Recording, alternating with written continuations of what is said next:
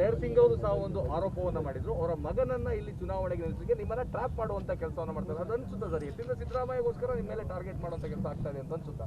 ನನಗೆ ಯಾಕಾಗಿ ಮೊನ್ನೆ ಘಟನೆಗೆ ನಂತರ ಇವರೆಲ್ಲರೂ ಕೂಡ ಜನಪ್ರತಿನಿಧಿಗಳು ಆಗಿರುವವರು ಆಗಿದ್ದವರು ಇಷ್ಟಾಗಿಯೂ ಕೂಡ ನನ್ನ ಮೇಲೆ ಯಾಕೆ ಆಕ್ರಮಣವನ್ನು ಮಾಡ್ತಿದ್ದಾರೆ, ಅವ್ಯಾಹತವಾಗಿ ದಾಳಿಯನ್ನು ಮಾಡ್ತಿದ್ದಾರೆ ಅಂತಂದರೆ ಅವರಲ್ಲಿ ಕಾಡ್ತಾ ಇರುವಂಥ ಅಭದ್ರತೆ ಅದು ಸ್ಪಷ್ಟವಾಗ್ತಿದೆ. ಅದು ಜನಕ್ಕೂ ಕೂಡ ಅರ್ಥವಾಗ್ತಿದೆ.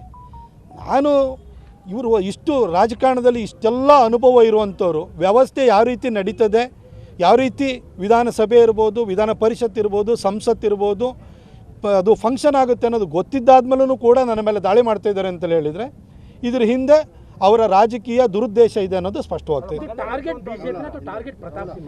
ಕರ್ನಾಟಕದಲ್ಲಿ 28 ಜನ ಎಂ ಪಿಗಳಿದ್ದಾರೆ. ಯಾವ ಎಂ ಪಿನೂ ಟಾರ್ಗೆಟ್ ಮಾಡಲ್ಲ. ಮೈಸೂರು ಎಂ ಪಿನೇ ಯಾವಾಗಲೂ ಟಾರ್ಗೆಟ್ ಯಾಕೆ ಮಾಡ್ತಾರೆ? ಎಲ್ಲರೂ ಟಾರ್ಗೆಟ್ ಮಾಡ್ತಾರೆ. ನಾನು ಇವ್ರ ಥರನೇ ಸೋಮಾರಿ ಸಿದ್ದುನ ಥರ ಕುತ್ಕೊಂಡ್ಬಿಟ್ಟು ಕೆಲಸ ಮಾಡ್ದಲೆ ಜನರನ್ನೆಲ್ಲ ಜಾತಿನ ಎತ್ಕಟ್ಕೊಂಡು ಈ ಕೆಲಸ ಮಾಡ್ಕೊಂಡಿರ್ಬೇಕಿತ್ತ? ನಾನು ಅಭಿವೃದ್ಧಿ ರಾಜಕಾರಣ ಮಾಡಿದ್ದೀನಿ. ಬೆಂಗಳೂರು ಮೈಸೂರು ಹೈವೇ ಮಾಡಿದಿರೋದು, ಮೈಸೂರಿಂದ ಈಗ ಮಡಿಕೇರಿಗೆ ಹೈವೇ ಮಾಡ್ತಾ ಇರ್ಬೋದು. ಇದೇ ಹುಣಸೂರಿಗೆ 213 ಕೋಟಿ ರೂಪಾಯಿನಲ್ಲಿ 294 ಗ್ರಾಮಗಳಿಗೆ ಕುಡಿಯೋ ನೀರನ್ನ ಜಲಜೀವನ್ ಮಿಷನಲ್ಲಿ ತಂದಿದ್ದೀನಿ. ಇಲ್ಲಿವರೆಗೂ ಕೊಡೋಕ್ಕಾಗಿತ್ತ ಕಾಂಗ್ರೆಸ್ನವರಿಗೆ?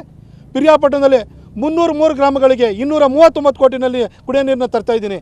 ಇದಕ್ಕೆ ಇವತ್ತು ಕಾಂಗ್ರೆಸ್ನವ್ರಿಗೆ ಇಲ್ಲಿವರೆಗೂ ಮಾಡೋಕ್ಕಾಗಿತ್ತಾ? ಟೊಬ್ಯಾಕೋ ಗ್ರೋವರ್ಸ್ಗಿರ್ಬೋದು, ಅನಧಿಕೃತ ಬೆಳೆಗಾರರಿಗೆ ಕಮಿಷನ್ನು ಮತ್ತು ಪೆನಾಲ್ಟಿನ ಝೀರೋ ಮಾಡಿದ್ದೀನಿ. ಅವ್ರಿಗೆ ಮುಂದಿನ ದಿನಗಳಲ್ಲಿ ಲೈಸೆನ್ಸನ್ನು ಕೊಡಿಸ್ತೀನಿ. ಇದನ್ನು ಕಾಂಗ್ರೆಸ್ನವ್ರು ಇಲ್ಲಿವರೆಗೂ ಮಾಡೋಕ್ಕಾಗಿತ್ತಾ? ಮಾಡೋಕ್ಕಾಗಿಲ್ಲ ಅವ್ರ ಕೈಲಿ.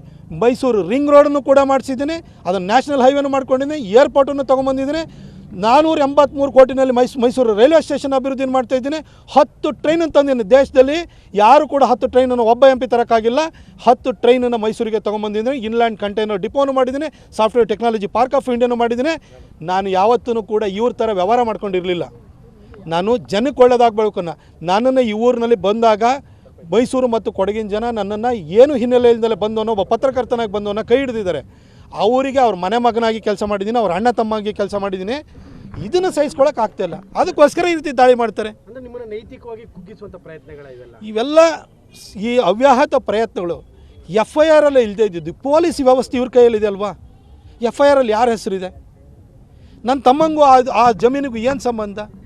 ಕೋಟ್ಯಾಂತರ ರೂಪಾಯಿ ಮರ, ಅಲ್ಲಿ ಯಾರೋ ಕಾಡು ಮರನ ಯಾರು ಕಡ್ಕೊಂಡೋದ್ರು, ಅದಕ್ಕೆ ಬೆಲೆ ಬಾಳೋದಕ್ಕೆ ಮಲೆನಾಡವ್ರಿಗೆ ಗೊತ್ತಿರುತ್ತೆ ಮರದ ಬೆಲೆ ಏನು ಅಂತೇಳಿ.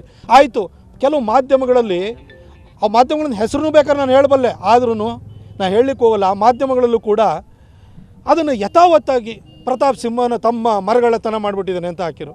ಸರ್, ಒಂದು ಪ್ರತಿಕ್ರಿಯೆ ಪಡ್ಕೊಳ್ಳುವಂಥ ಪದ್ಧತಿನೇ ಇಲ್ವಾ? ಹಾಗಾದರೆ ಪತ್ರಿಕೋದ್ಯಮದಲ್ಲಿ ಮರ್ತು ಬಿಟ್ಟಿದ್ದಾರೆ ಕೆಲವರು.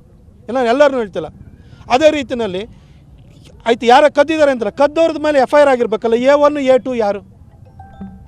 ಇದನ್ನು ಯಾವುದನ್ನು ಸಣ್ಣ ಒಂದು ಕ್ರಾಸ್ ಚೆಕ್ ಮಾಡ್ದಲೇ ಸುದ್ದಿಯನ್ನು ಬಿತ್ತರಿಸ್ತಾರೆ ಒಂದಷ್ಟು ಜನ ಅಂತಂದರೆ ಇದು ನನ್ನ ಮೇಲೆ ಒಂದು ರೀತಿಯ ಒಂದು ನಿರ್ದಿಷ್ಟವಾಗಿ ದಾಳಿ ನಡೀತಿದೆ ಅಂತ ನಾನು ಭಾವಿಸಬೇಕಾಗುತ್ತೆ. ವೀರಶೈವ ಮಹಾಸಭಾದಲ್ಲಿ ನಿರ್ಧಾರ ಮಾಡಿದ್ದಾರೆ, ಹಿಂದೂಗೆ ಬರ್ಸ್ಬೇಡಿ ಅಂತೇಳಿ.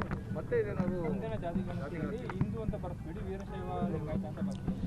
ನಾನು ಇದ್ರ ಬಗ್ಗೆ ನಾನು ಹೆಚ್ಚು ಹೇಳಕ್ಕೆ ಹೋಗಲ್ಲ.